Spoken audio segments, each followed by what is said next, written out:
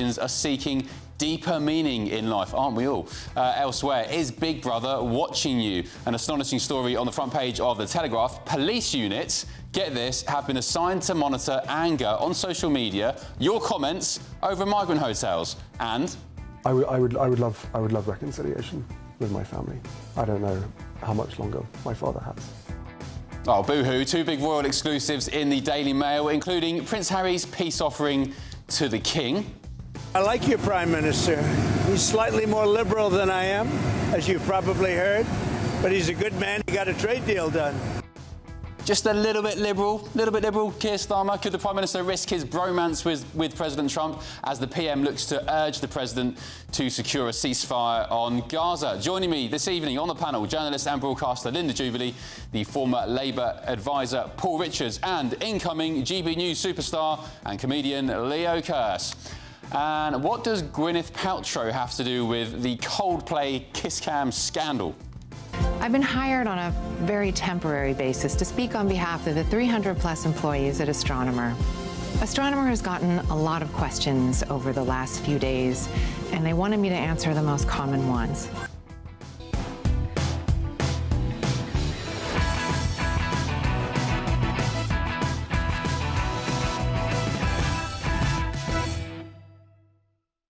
Hello, welcome to Ben Leo Tonight, late edition. Leo Kearse is in the house, and let's run through the front pages as well as a reminder. Starting with the Sunday Times, the headline reads, Gaza's suffering must stop, Prime Minister to tell Trump. So Sir Keir Starmer will be urging President Trump, whilst he's in Scotland, in the UK over the weekend and Monday, to sort a ceasefire deal in Gaza. The Independent... Where was it? Here it is. Free childcare plan at risk as Labour face a funding black hole. Expansion of nursery places is to cost an extra £1 billion a year as demand soars. That's all right. Just whack taxes up or something. The Observer. Pride and Prejudice, their front page ahead of tomorrow's England Women Euros final against Spain. Got there in the end. Good luck to the England ladies. The Express. Global crises sending Gen Z to church. This is a really interesting one. Faith leaders are hailing spiritual U-turn among 16 to 24-year-olds as they become disillusioned with life and are looking for deeper meaning. What's next? The Sunday Mirror. I'm so sorry, Martine. Mother reveals her grief over the loss of a son that's ripped her family apart. And a nice picture there of the England women. You've got this. The Telegraph, great story, which I think Leo Kearse will have something to say about. A police unit to monitor anger over migrants. So a new Home Office team of elite police officers will monitor social media for anti-migrant sentiment amid fears of summer riots. I suspect Leo Kearse might be top of the hit list on that. You're getting a knock on the door from the Rozzers, Leo. You and me both. The Mail on Sunday. Ghislaine quizzed about Andrew by top Trump lawyer. So Ghislaine Maxwell, in prison in the US, of course, over the Jeffrey Epstein scandal, has been quizzed by the DOJ for 9 hours, and Prince Andrew, his name popped up in conversations.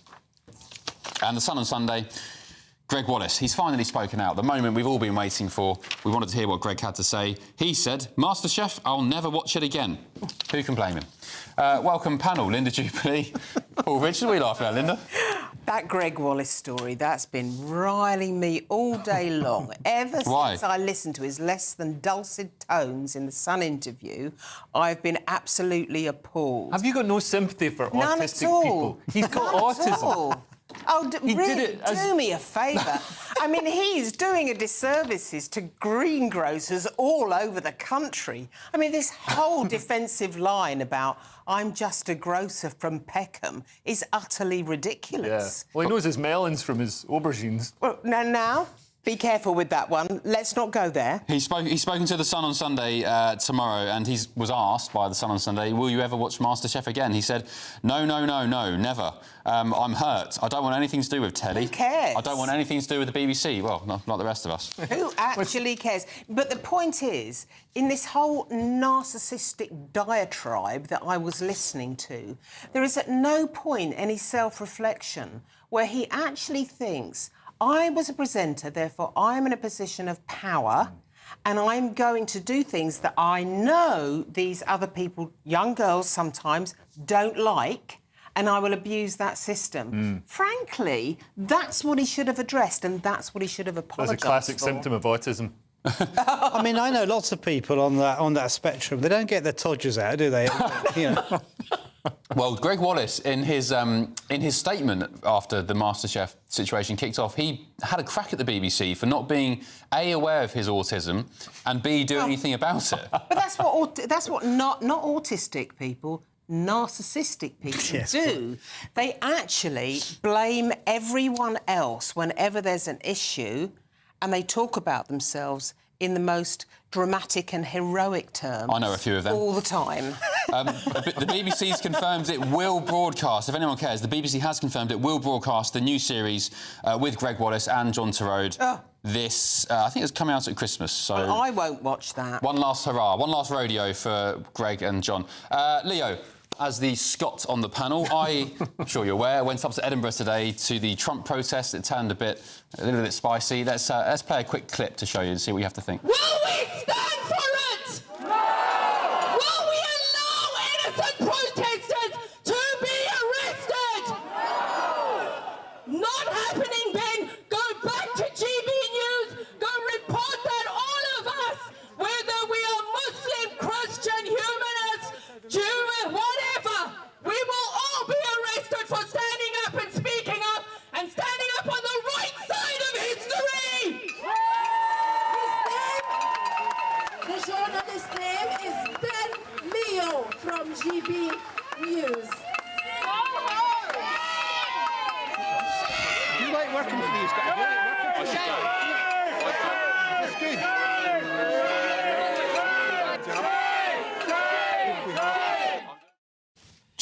Shame on you. My ears, she's like a banshee, that woman. So you met my mum. I mean, isn't this... It's such a shame. But I think when people think about Scotland, they think it's still the land of William Wallace, this warrior nation. The truth couldn't be further from that. Like, we're a welfare nation now.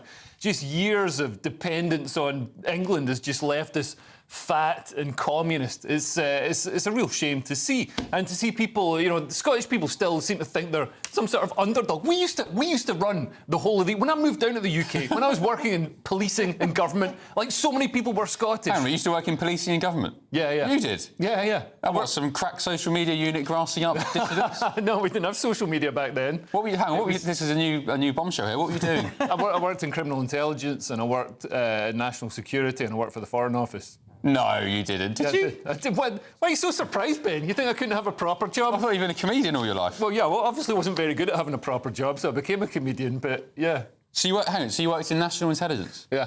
All right. What era? What years? So this was about, 2004 through to, 2014, pretty much. So what was the... All right, sorry to hijack this, No, this don't show. worry, it's fascinating. I'm quite interested about this. So what was the sort of issue of the day back then? 2004, was it? I remember jihadis? I remember working on an operation in Westminster because they had people pushing around, you know, the carts that sell hot dogs. Yeah. And these things are like homemade metal carts that, you know, you could... And this wasn't long after, you know, we had mass terror attacks and stuff. So we were thinking, you know, these are guys that are linked to... Some of them were linked to the PKK, although that's not a... Is that the Kurdish group? The Kurdish group. Yeah. They're not a group that's got any issue with Britain, really. But, you know, if somebody wanted to set up a mass terror attack, you've got these hot dog stands at all these, major tourist spots, you know, have synchronised bombs, and you have, you know, hundreds killed. Wow. So I looked at closing them down. And one of the intelligence reports said they kept the sausages and everything at a lock-up, and I don't think there was refrigeration. And also, two of the guys went in there and had a bit of a... They helped each other out. They had a gentleman's handshake, and they indulged in a little... I don't know if happy ending. And then the intelligence report finished saying there are no hand-washing facilities at this lock-up. I'm sorry. I've been up since 5 a.m. I flew to Scotland. I've flown back. I know I'm a little bit tired. I'm a bit delirious. Are you just taking the mick? No! You're being serious? No, go on my LinkedIn. All right, I believe you. See, the thing is that I don't think people know how much intelligence is required for a stand-up comedian. And they think stand-up comedians kind of just are funny bones. I just thought he was dense. No, they don't. You've got to be... I'm not joking. I've done it, so I know how difficult it is. Yeah. So don't you... You've got to think of you've got to know your subject really well. You've got to understand the satire involved. You've got to understand timing. Yeah. You've got to be able to connect connect with the audience. You've got to lean into the Tell knob audience. gags. Yeah, I mean, you've got to be able to. Talent. It's really. I could- think it's the most difficult form of presentation. I could introduce you to some stupid stand-up comedians if you... But to be a good one, and you are a good one. Thank you very much. It requires, real skill. AM has said on... I agree. AM has said on your say, Ben, you couldn't have ever watched Headliners as Leo spoke often about his previous career. Is that right? Yeah. So, why weren't you tuning in, boosting the figures, Ben? Sorry, mate. I was travelling home after my show, probably. I've got a 2-hour commute.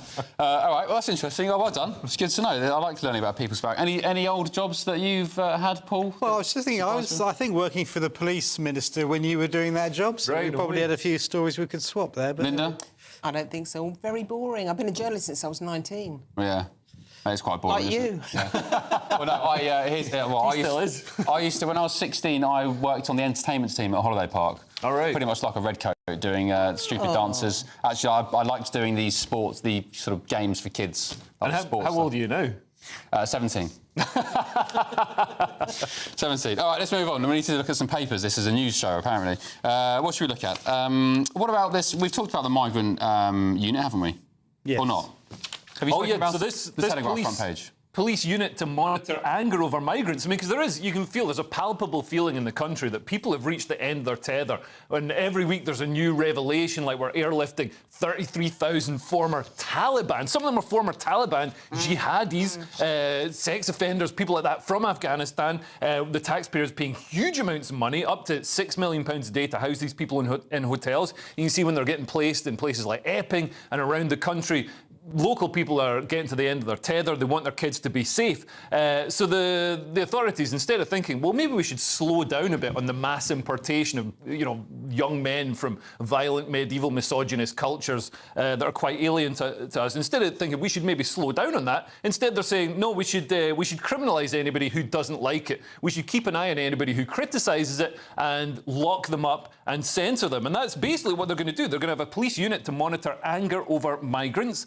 This is similar to the units they had during COVID that were censoring people, getting them kicked off YouTube and all the rest of it, quite often for saying things that were classed as misinformation at the time, but we now know to be true, such as the lab leak hypothesis, vaccine damage, things like that. And we've also seen lots of misinformation come from the left and come from the authorities during the whole migrant crisis and during things like Southport. When Nick Lowles, for example, the head of Hope Not Hate, spread that horrific rumour, really malicious rumour, right at the height of the violence, saying that basically British men were throwing acid in Muslim women's faces, which, obviously doesn't even pass a basic sense check. That's not British men that are doing it. He deleted that tweet, of course, but he was corrected by a police force, as far as I remember. But he left it up for a while. But he never got a knock on the doors, did he? No. So two-tier policing, there's your evidence. I think this is going to be the same thing. It's going to be pushing the establishment agenda. This isn't going to be, in any way fair or balanced. This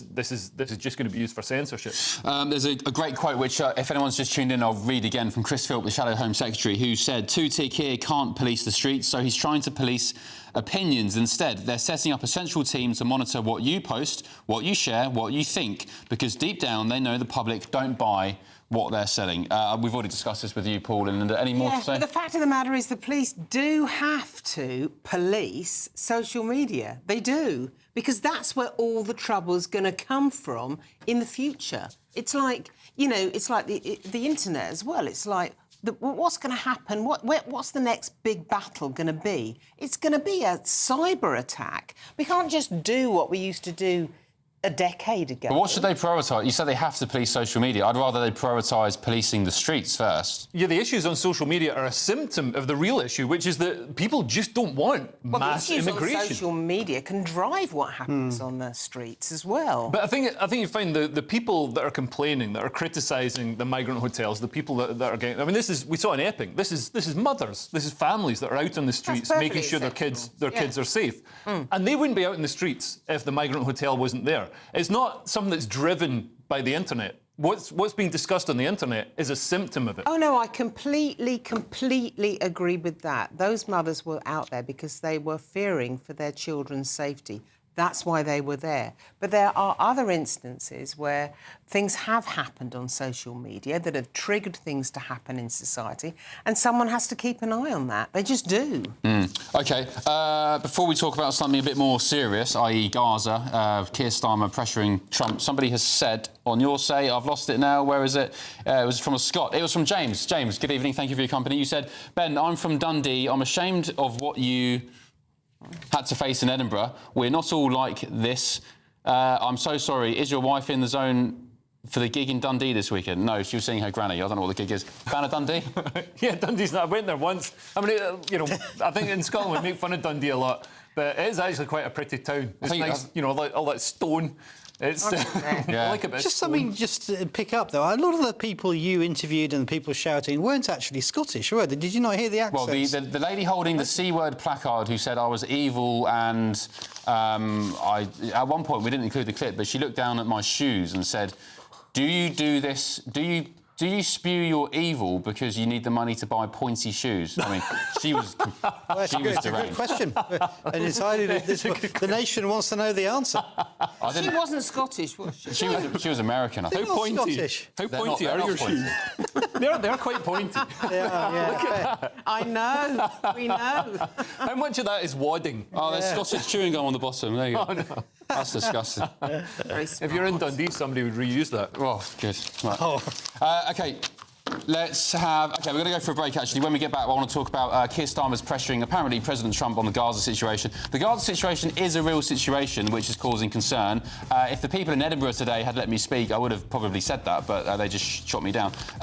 Of course, Israel, Paul, there are questions maybe to answer there. I don't think it's a genocide, but look, we'll talk about it after the break for some light-hearted Saturday night conversation. Back in a sec.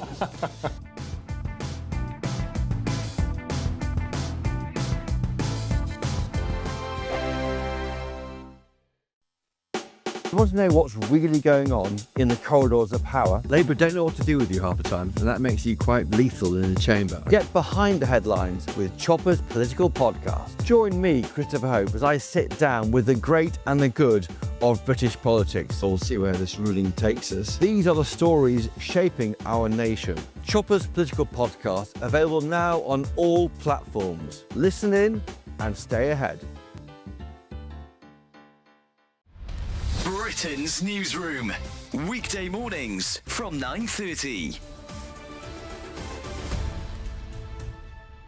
Is J.K. Rowling an extremist, radicalised TERF? It's extraordinarily patronising to suggest that a woman who's created whole new magical worlds from her own imagination has to be radicalised by other people in order to form her own views. And that in itself I find extremely patronising. And, you know, a man may think that women don't have our own rich inner life and form our own political views, but we do, as Nana's just demonstrated. But secondly, there's nothing radical about believing that men and women are material realities, and sometimes in law, in policy, in life, that matters. That's her position. It's a very common, in fact, it's a majority position. James, what is a woman? But that's Nana. Well, no, I'm just wondering. Well, it's just a simple question because no. I'm just asking, what is a woman then? Because do you believe that a man can become a woman, and a woman can become a man? Yes, because man and woman is gendered. So what is a woman? So what is a woman? There is male and there is female, which is sex. This is the problem that I think a lot of you have. I'm a feminist. I believe in women's rights. I believe in women's safety. But the problem here is we are focusing on an absolute minority of people who have no, you know, when you look at it in the round, who have no threat to women. You know, statistically, you don't know that. You listen. In the way you don't. The threat to women. Sorry, not in the way that men are. This is the whole problem. Is that you saying man dressing up as a woman? Yes. That's despicable, Nana. Well, it's the truth. That is not the reality. What else? Nana, do you have any trans friends? I have plenty of. Do you mix with trans people? I have mixed with trans people. I mix with all people. GBNews, the People's Channel. It's Patrick Christie's Tonight, and here We do things differently. It's explaining the absolute madness of this, doesn't it? It's explosive. I mean, this is very good. It's lively. 850. Your government sat there, Sean, and it did nothing. It's controversial. And the Middle East has been in turmoil since before I was born. It's everything you need to kickstart your evening. Everyone's had their Weetabix tonight. I love to see it. That's Patrick Christie's Tonight, weeknights from 9 p.m. Only on GB News, the People's Channel, Britain's news channel.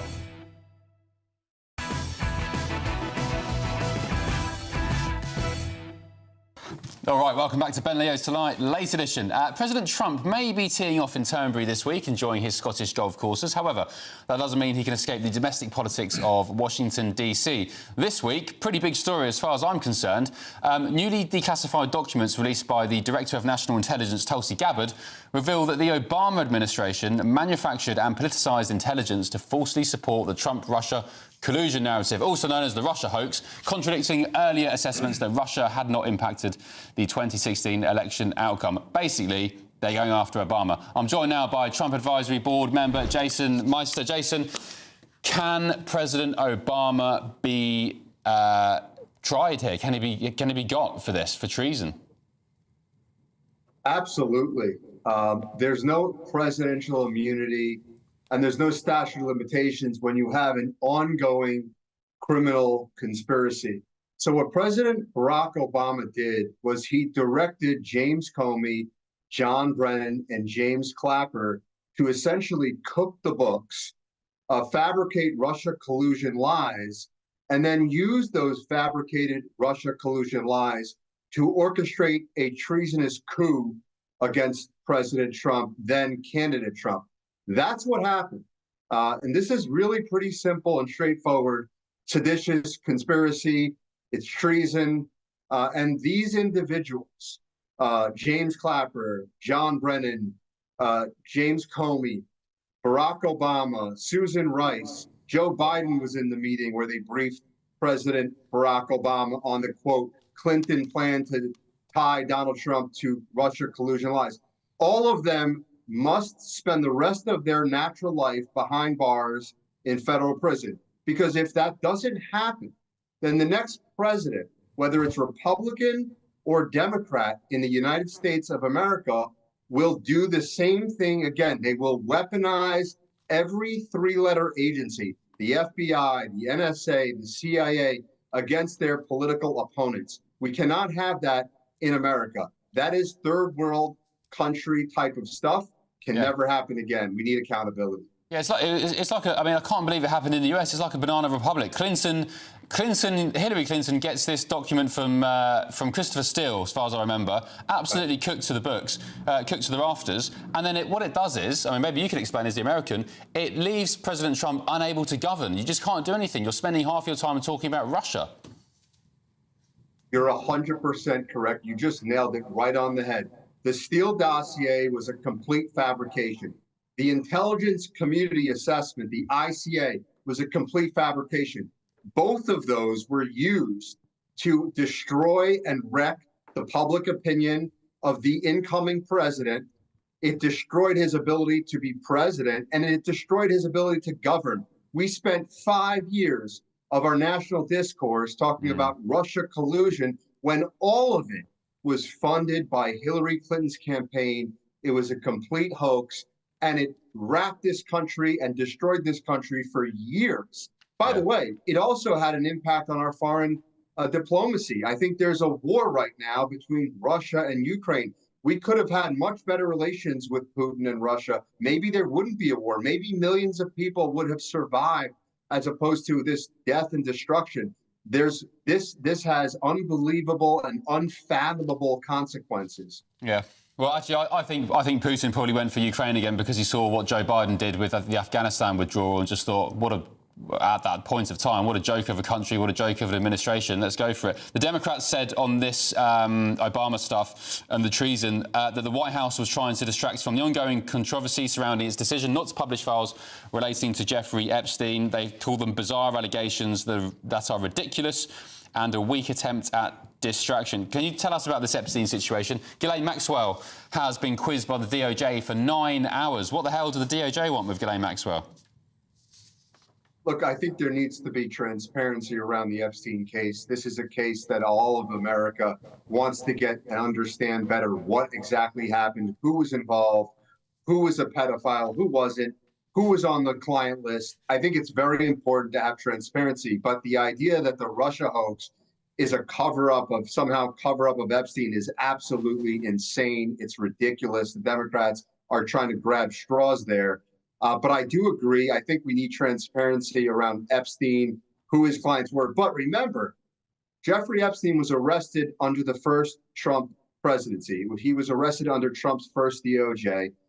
President Trump, if there was any inkling that President Trump was on the client list or had anything to do with Jeffrey Epstein, this information would have been released a decade ago. They would have hung Donald Trump over these allegations. There's nothing to that as far as I'm concerned. OK, and just finally, what do you make of President Trump's trip to the UK so far? He was at Turnberry today, one of his golf courses. He's opening a new golf course on Monday in Aberdeen, or near Aberdeen anyway. It's the second one there. It's an adjoining course. There are some accusations that he is basically fleeing domestic issues by coming to the UK. The White House says it is a private trip. However, it's costing a lot of money this end of the pond, £14 million, I think, in policing. What's the view from Americans and the electorate there about this trip? Yeah, I think that's absurd. I think President Trump would love to focus on the news cycle here in the U.S., being that we're talking about indicting and arresting the former president of the United States, who basically locked President Trump into a hoax for a decade. So I don't think that there's any relevancy to that at all. OK. Jason, thank you very much for your company. Really appreciate it. That's that current Trump Advisory Board member, Jason Meister. Have a good weekend, Jason. Welcome back to my panel. Linda Jubilee, Paul Richards, Leo Kearse. I've just been told we can continue talking about the stories that we wanted to talk about, but I've completely forgotten what they are. Why don't we talk about the Trump one? It's been such a long day. And Ghislaine Maxwell. Do you want to talk about that? She might be coming out of jail. Trump actually said, while he's in Britain, he said he's got the power to pardon her. I am sure that she is on her way out, one way or the other.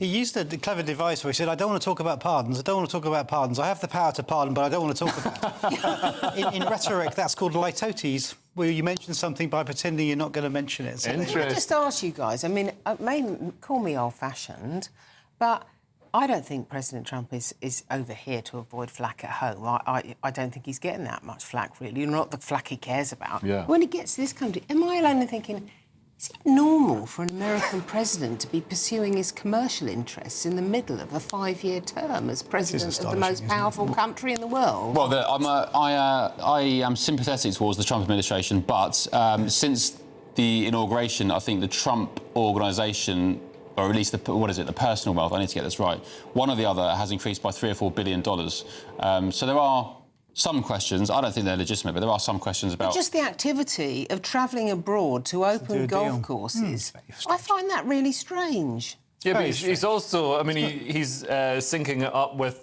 some trade discussions, some trade deals, probably. He's opened a great shortbread trade with Dundee. That's even...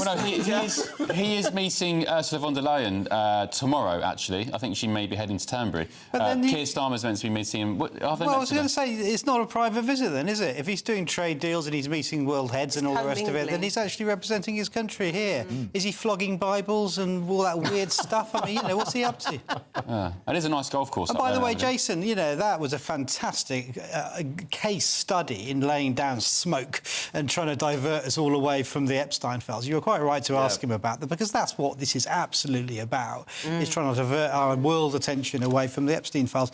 If he's not in them, release him. Yeah, I think the mistake the Democrats made, though, was trying to go after Trump when he'd left office. And by doing that, they gave Trump the sort of precedent to go after them when he got in. So now, he's going after, he's trying to get Biden's family for anything, any sort of Ukraine collusion and corruption. He's going after Obama now. The Clintons are far more implicated, aren't they? But they're not running for office. What do you think about the theory that this is all a plot by J.D. Vance, who had his secret meeting with Murdoch, and now there's the advanced Vance plot being played out whereby he will replace the president in mid-term?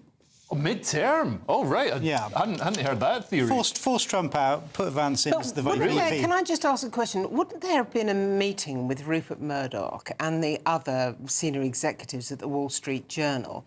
Wouldn't that be about the upcoming court case? Because, in my view, they will settle out of court. I don't think that will. You think they didn't discuss the whole? So they have to meet. Story. They have to meet to talk. I think Paul Vance would be. Vance is the #1 runner to run for the Republican ticket anyway in 2029. He doesn't have to. Why would he try and stage a coup? Well, because he's got 3 years left. Because he's fiercely ambitious. If you read his book, as we have, imagine he is enormously ambitious. I love his book. It's a great book, and he's actually a very admirable man. He's very impressive. But from why would he table a coup against President Trump, risk the wrath of all his supporters and the MAGA base, and not make the ticket in 29 when he's pretty much guaranteed to have it anyway? Well, because if he goes onto the ticket as president, then he'll win himself a mandate. But everyone would hate him for maybe. I mean, Trump. maybe it's just setting the stage just in case. And I'm not saying this is going to happen, but just in case the Epstein scandal blows out of proportion, more files are actually released, and it ends up, implicating Trump in some way. All this 80-year-old man is not well enough to continue. Yeah. You keep saying he's not well. Why is he? He was just on the tarmac in Scotland yesterday morning talking to bed. Someone at that age, you're never quite sure. He's playing golf today at Turnberry. He's had the worst lifestyle of anyone, in modern society and look for how 80 coherent years. He is. And look how coherent he plays golf. He's sharp. He's got a sharp tongue. Oh, my heavens. Compared to Joe Biden, who was sort of half comatose on a beach in Delaware every week. That just shows that, Ozzy Osbourne made it to 76 on a diet of booze and drugs. Maybe we should ditch the muesli. Yeah. What does Trump like? He likes Diet Cokes and McDonald's. Right, coming up, why are millions of young Brits trading nightlife for prayer? One of those young Brits, Leo Kearse, will explain fairly shortly. Former Anglican bishop and associate editor of the Catholic Herald, Gavin Ashenden, will answer that in just a minute. It's off the back of the Sunday Express story, which shows many global crises are sending Gen Z to church. Back in just a tick on Ben Leo Tonight.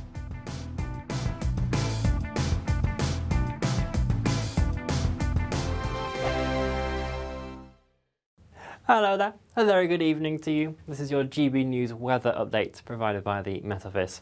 A lucky few of us did manage to see the sunshine breaking through during today, and even as we head into this evening, today's cloud is gradually pushing eastwards, and so any lingering showers across southeast England will ease off as we head into the night. We are though going to see further rain pushing into western Scotland and parts of Northern Ireland during the early hours of Sunday morning. It will be a mild night for many of us though. Temperatures in towns and cities comfortably holding up in double digits. A few rural spots may drop into single figures, particularly across England and Wales, where there are some clearer skies around. It is though going to be a wet and breezy start to the second half of the weekend for western Scotland. The rain could be locally heavy and persistent for a time. It will move eastwards throughout the day, breaking up into showers with the odd rumble of thunder possible. A scattering of showers also developing for Northern Ireland, and I can't rule out some showers as well across England and Wales. Here though, there will be more drier interludes in between those showers to try and make the most of.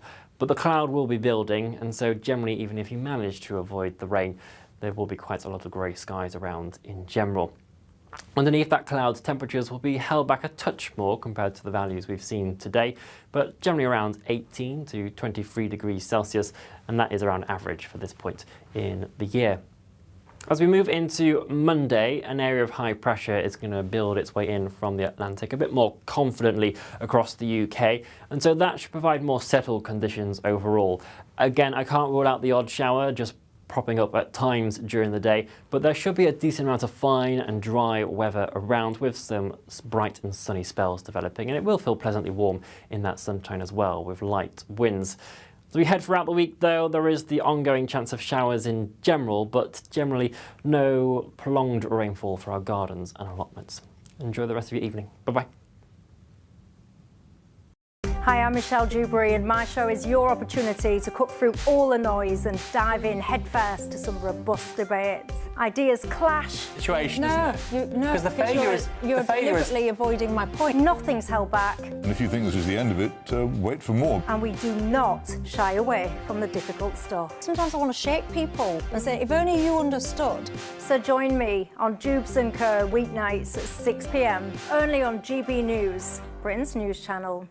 Good Afternoon Britain isn't just about us. The wonderful thing about this programme is it's about everyone watching. It's an interactive programme. Well, there absolutely is something to see here, and we're going to be talking about it more. Whether it's breaking royal news, please bring us up to date, or indeed a particularly punchy speech in the House of Commons. Very, very curious. We bring it to you live, and then we bring you live reaction as well. That's Good Afternoon Britain, weekdays from midday. Only on GB News, the People's Channel, Britain's news channel.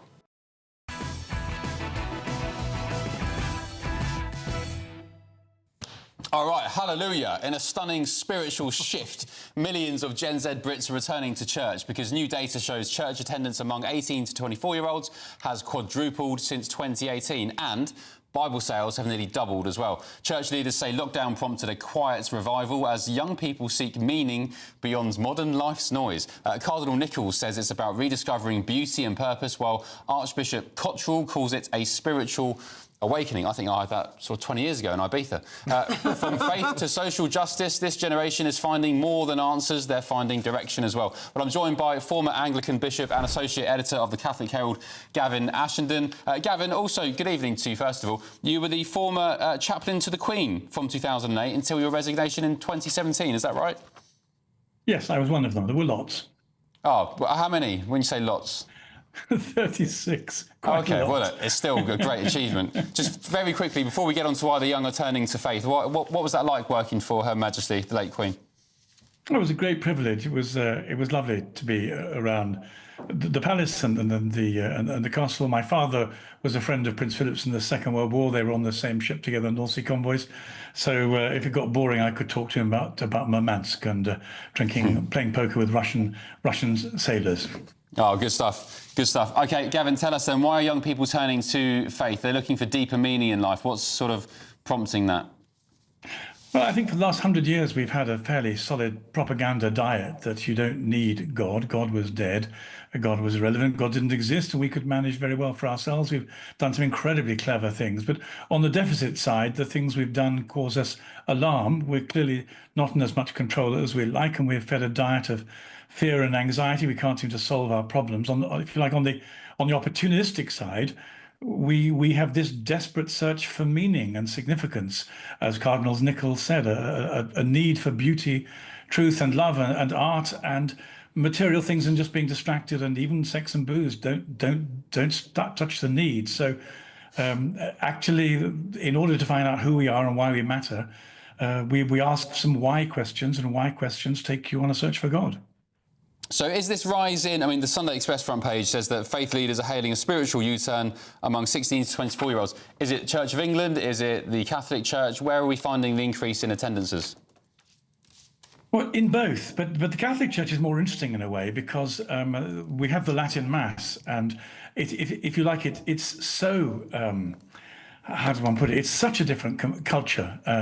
Families without contraception, 7 or 8 children, people leading such a completely different lifestyle that it's quite astonishing. And it certainly astonished a generation of Catholic leaders aged between 70 and 80. They thought this was all old-fashioned, would die out. But actually, it's almost as if the more ancient it is, the deeper the wells are dug, the hungrier this present generation is, because I think it's seen through the emptiness of the materialism that has been offered, and it's serious in its search for a different way of being a human being. I must say, in recent weeks, I have started wearing a cross again. I mean, some might accuse me of being a bit effeminate, but I don't care. I got a cross bracelet. I don't think I'm particularly... I had this debate with a friend, Gavin. I don't count myself as particularly religious, but I do, of course, believe in God, a higher power. I feel like I've got a relationship with Jesus, and I take comfort and, I guess, protection in wearing a cross like this. Am I religious based on that? I think we mean different things by the word religious. Religious is a very old and technical word. It's really a word about discipline, following a set of rules. I think what you've got is a whole series of instincts that are really quite profound and alive and well, but you've yet got to work out what to do with your instincts. I think that's the movement from being spiritual to religious. Being religious is following a really quite well-worn path of wisdom that works. As being spiritual is saying, right, I know I'm missing something and I can feel something in the air and I'm up for it, but I don't quite know what to do with it yet. OK, so what should I do? What's your advice, Gavin, for me? Oh, two things. Read the Bible, say some prayers, and go to church. Those are the three things that immediately begin a process of growth and journey. And one of the things is that, I mean, there is a God. He does love you. He did make you. He's going to see you again. And the moment you start doing things his way, you find yourself in a relationship with him where he pops up and things change. As C.S. Lewis said, coincidences happen when I pray. That's what we've all found. Yeah, well, I do one of those three things. I do pray, so that's one, I guess, 1 out of 3. My panel would like to ask you some questions, Gavin, if you don't mind, starting with Linda. Linda, go ahead. Gavin, pleasure to listen to you tonight. I am a Catholic, and one of the things I notice is that I also do the readings at my church, and I think there's a great deal that people can get from these readings that influences modern life, or can influence modern life, if you choose to read them properly and have a sense of profoundness when you go through the texts. Do you think that the Catholic Church, in particular, offers something that, in terms of its structure and its discipline, that appeals to younger people? Because I noticed that other people do readings and they really get a lot from it. Well, I think what you're talking about is the Bible. The Bible is the most nuclear book. It's the most popular book and the most powerful book. Well, the thing about the Bible is when you start reading it or listening to it, it comes alive. It's not a tame text. It's partly because you encounter Jesus in it. And Jesus is simply the most extraordinary human being who ever lived. And you can't begin to listen to him or relate to him without having your life either turned upside down or severely provoked. So, in a sense, the readings you talk about, the Bible, and there's a whole load of spiritual literature which comes from people who've had the most overwhelming experience with God. The great thing about the Catholic Church is it's always kept the supernatural experiences alive. Miracles happen all the time, and they've been documented all the way through its history. The Catholic Church is a wonderfully undiscovered secret, and it's one of the reasons why I changed from being a Protestant, because that was an agenda that had run its course, to the church that Jesus founded. And as you say, at the heart of it is the Bible and the Mass. OK, Leo Kearse has a question for you, Gavin, before we let you go on your merry way.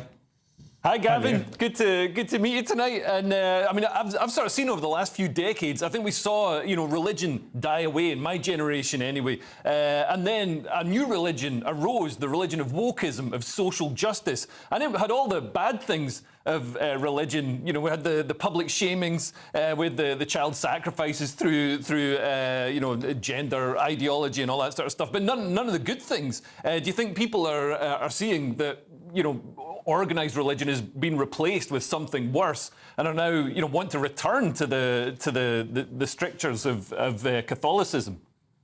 I don't think there's such a thing as disorganized religion, but an organized religion is a bit of a red herring. Let's leave it for a moment. There are 4 religions in the public space at the moment. There's wokeism, there's a form of neo-paganism, there's Islam, and there's Christianity. Those are the 4 serious contenders for the public mind and the public heart. 3 of them are totalitarian, and 1 of them gives you freedom.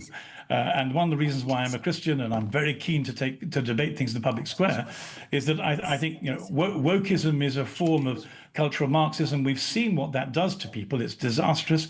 Neo-paganism treats human beings as expendable. It's dangerous. It's all about power. Human beings don't deal with power very well. Islam is an extraordinarily sophisticated composite between politics and religion. If you want a God who's got lots of muscle and will organize you through Sharia law, you'll like that. But many of us don't find that appealing.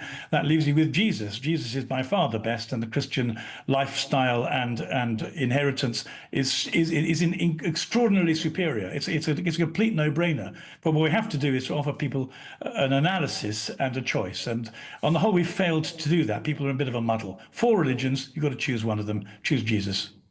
Amen. Gavin, thank you so much. Really appreciate you being with us tonight, and you speak so eloquently, and lots of our viewers, massive fans. The messages are flooding in, so thank you so much. Gavin Ashenden, former Anglican bishop and associate editor of the Catholic Herald. OK, coming up, do you remember the Coldplay kiss scandal? How could we forget? That's my story of the year. Absolutely love it. Well, anyway, it's living another day because Gwyneth Paltrow, the ex-wife, of course, of Coldplay's Chris Martin, is now getting involved. We'll look at that after the break. Back in a sec.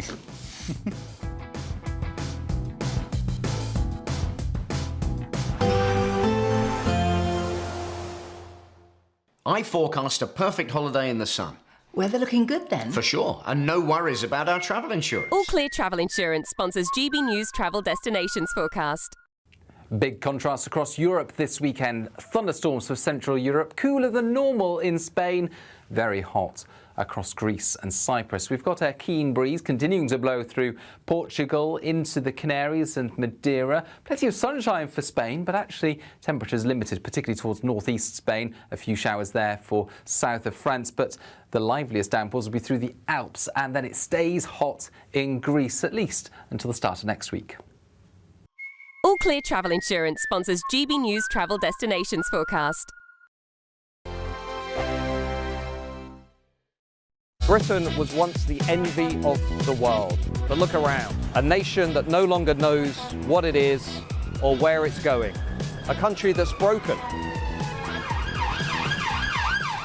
How do we fix Britain? How do we bring it back? Friday night with Matt Goodwin at 8 p.m. Only on GB News. You want to know what's really going on in the corridors of power? Labour don't know what to do with you half the time, and that makes you quite lethal in the chamber. Get behind the headlines with Chopper's Political Podcast. Join me, Christopher Hope, as I sit down with the great and the good of British politics. We'll see where this ruling takes us. These are the stories shaping our nation. Chopper's Political Podcast, available now on all platforms. Listen in and stay ahead. Exciting news. Every Friday, my Patrick Christie's Tonight Show is going to have a twist to it. We're welcoming some special guests. You. That's right, on Fridays I'm going to be doing my show in front of a live studio audience because this show is about you and what you have to say. It's going to be the same big debates, same big topics, same big opinions. But every Friday night at 9 p.m, you are invited to come on down to Patrick Christie's Tonight to be a part of the action. Only on GB News, the People's Channel, Britain's news channel.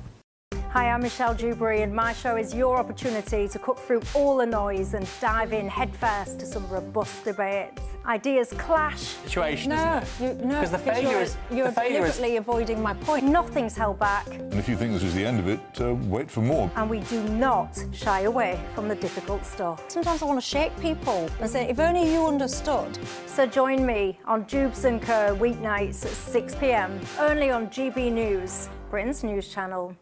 Good Afternoon Britain isn't just about us. The wonderful thing about this programme is it's about everyone watching. It's an interactive programme. Well, there absolutely is something to see here, and we're going to be talking about it more. Whether it's breaking royal news, please bring us up to date, or indeed a particularly punchy speech in the House of Commons. Very, very curious. We bring it to you live, and then we bring you live reaction as well. That's Good Afternoon Britain, weekdays from midday. Only on GB News, the People's Channel, Britain's news channel.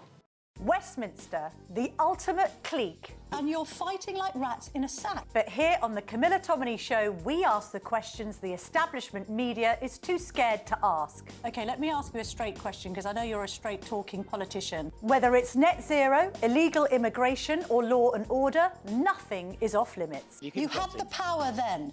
Yeah, as I and say, now you've lost it. That's the Camilla Tominey Show, a politics show that's fearless. But no, let me finish my question if you don't mind, because it is my show. Sundays at 9:30, only on GB News, the People's Channel, Britain's news channel.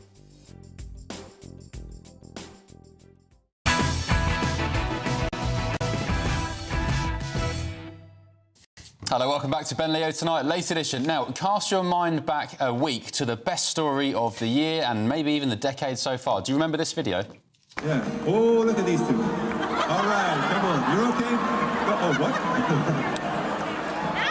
Either they're having an affair or they're just very shy.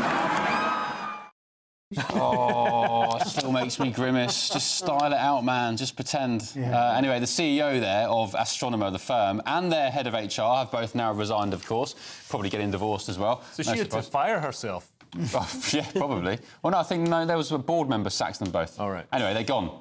They're gone. And the company faced a PR crisis of global proportions, to say the least. So they had to come up with a novel solution. I've been hired on a very temporary basis to speak on behalf of the 300-plus employees at Astronomer. Astronomer has gotten a lot of questions over the last few days, and they wanted me to answer the most common ones. Yes, Astronomer is the best place to run Apache Airflow. So there we go, Gwyneth Paltrow, the ex-wife of Coldplay's Chris Martin. I think it's a PR masterclass, actually, from the company. Yeah, absolutely brilliant. There was no PR crisis here. No. It was all good, all the way. Well, I still don't know. What does Astronomer do? I still don't know. I'm not sure, but they wedged in all these facts. So it's Gwyneth Paltrow reading out all these facts, promoting their upcoming conference. It's something to do with data analysis and AI and stuff like that. But who knows? Every company is about that now, and they all seem to be worth about $1 billion, and nobody knows what they actually do. Remember when people had real jobs, like they went out and cut down trees or caught fish or something? Nobody does that anymore. It's all just, AI, data analytics in the cybernet. Well, shame it's not a hotel chain or something where people could say, Mr. and Mrs. Smith. They'd be coining it in now, wouldn't they? Well, where people could go for affairs. For affairs, for nookie, as you say. What was I going to say? The Astronomer CEO, he was worth $1.5 billion, apparently.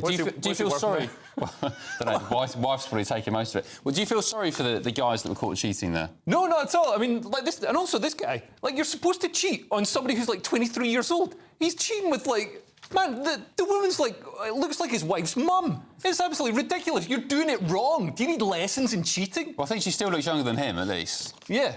Yeah, but it implies it's a more serious relationship, actually. It's not just, It's like a Macron thing. What, those two? Yeah. Oh, OK. Any sympathy for the cheaters? No. But for the partners of the cheaters. I've got, sympathy for the families. It's a horrible thing. I mean, he's obviously a scumbag. But the company have done quite a good job with the PR here. And I think using humour to deflect it and just, here we are talking about it in a positive way. Quite clever. Can I just say, I owned a magazine in Richmond where I used to live. And I introduced these social pages because I'm a journalist and I'm used to that kind of thing. And no other local magazine did it. And one time at the May Ball, I took a picture of a local businesswoman and a woman who wasn't his wife.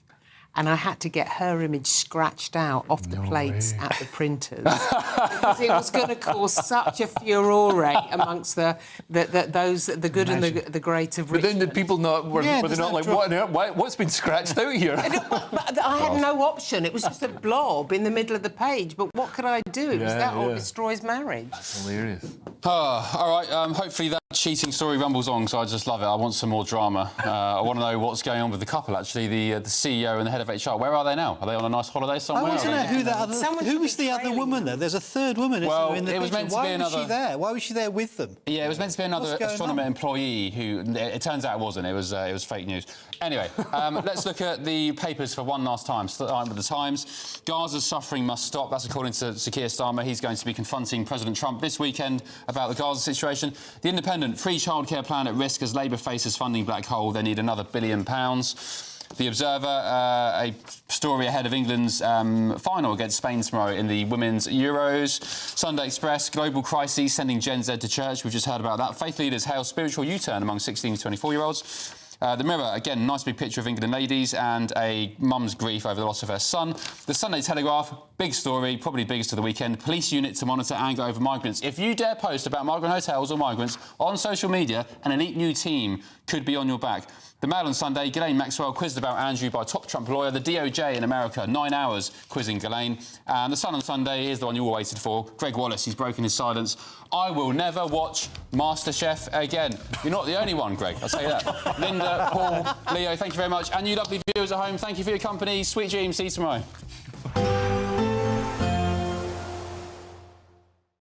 Expect a warm front, moving from the kitchen right through to the rest of the house. Boxed Boilers, sponsors of weather on GB News. Hello there, a very good evening to you. This is your GB News weather update provided by the Metaphys. A lucky few of us did manage to see the sunshine breaking through during today. And even as we head into this evening, today's cloud is gradually pushing eastwards, and so any lingering showers across southeast England will ease off as we head into the night. We are, though, going to see further rain pushing into western Scotland and parts of Northern Ireland during the early hours of Sunday morning. It will be a mild night for many of us, though. Temperatures in towns and cities comfortably holding up in double digits. A few rural spots may drop into single figures, particularly across England and Wales, where there are some clearer skies around. It is, though, going to be a wet and breezy start to this second half of the weekend for western Scotland. The rain could be locally heavy and persistent for a time. It will move eastwards throughout the day, breaking up into showers with the odd rumble of thunder possible. A scattering of showers also developing for Northern Ireland, and I can't rule out some showers as well across England and Wales. Here, though, there will be more drier interludes in between those showers to try and make the most of. But the cloud will be building, and so generally, even if you manage to avoid the rain, there will be quite a lot of grey skies around in general. Underneath that cloud, temperatures will be held back a touch more compared to the values we've seen today, but generally around 18 to 23 degrees Celsius, and that is around average for this point in the year. As we move into Monday, an area of high pressure is going to build its way in from the Atlantic a bit more confidently across the UK, and so that should provide more settled conditions overall. Again, I can't rule out the odd shower, just propping up at times during the day, but there should be a decent amount of fine and dry weather around with some bright and sunny spells developing, and it will feel pleasantly warm in that sunshine as well with light winds. As we head throughout the week, though, there is the ongoing chance of showers in general, but generally no prolonged rainfall for our gardens and allotments. Enjoy the rest of your evening. Bye-bye. Expect a warm front, moving from the kitchen right through to the rest of the house. Boxed Boilers, sponsors of weather on GB News. It's the final week to see how you can win big, as there's an incredible £54,321 in tax-free cash to be won. What would you spend it on? The holiday of a lifetime? Or just sit back, relax and remove some of those day-to-day financial stresses? Lines close on the 1st of August, so make sure you don't miss out. For another chance to win, text cash to 63225. One entry costs £2.50 plus one standard network rate message, or text bonus to 63225. 5 entries cost £5 plus one standard network rate message. Go to gbnews.com/win. Entries start at £2.50. Call 0903 686 3232. Calls cost £2.50 plus your network access charge. Or post your name and number to GB14 PO Box 8690 Derby DE1 9TT. UK only. Entrance must be 18 or over. Lines close at 4 p.m. on the 1st of August. Please check the closing time if listening or watching on demand. Good luck. You want to know what's really going on in the corridors of power? Labour don't know what to do with you half the time, and that makes you quite lethal in the chamber. Get behind the headlines with Chopper's Political Podcast. Join me, Christopher Hope, as I sit down with the great and the good of British politics. We'll see where this ruling takes us. These are the stories shaping our nation. Chopper's Political Podcast, available now on all platforms. Listen in and stay ahead. It's Patrick Christie's Tonight, and here we do things differently. It's explaining the absolute madness of this, doesn't it? It's explosive. I mean, this is very good. It's lively. 850. Your government sat there, Sean, and it did nothing. It's controversial. And the Middle East has been in turmoil since before I was born. It's everything you need to kickstart your evening. Everyone's had their Weetabix tonight. I love to see it. That's Patrick Christie's Tonight, weeknights from 9 p.m. Only on GB News, the People's Channel, Britain's news channel. Hi, I'm Michelle Dewberry, and my show is your opportunity to cut through all the noise and dive in headfirst to some robust debates. Ideas clash. Situation, no, isn't it? because you're deliberately avoiding my point. Nothing's held back. And if you think this is the end of it, wait for more. And we do not shy away from the difficult stuff. Sometimes I want to shake people and say, if only you understood. So join me on Jubes & Co. weeknights at 6 p.m, only on GB News, Britain's news channel. Westminster's full of talk, but out here, it's the real world. Am I allowed to talk now? No, that's it. This is where it matters, real people and real lives. That's what politics is all about. In fact, has Trump made a good start? No. Straight answers, no spin, and just a couple of pints. How many fingers have I got up? About 10. So join me for Lee Anderson's Real World every Friday at 7 p.m, only on GB News. The People's Channel, Britain's news channel.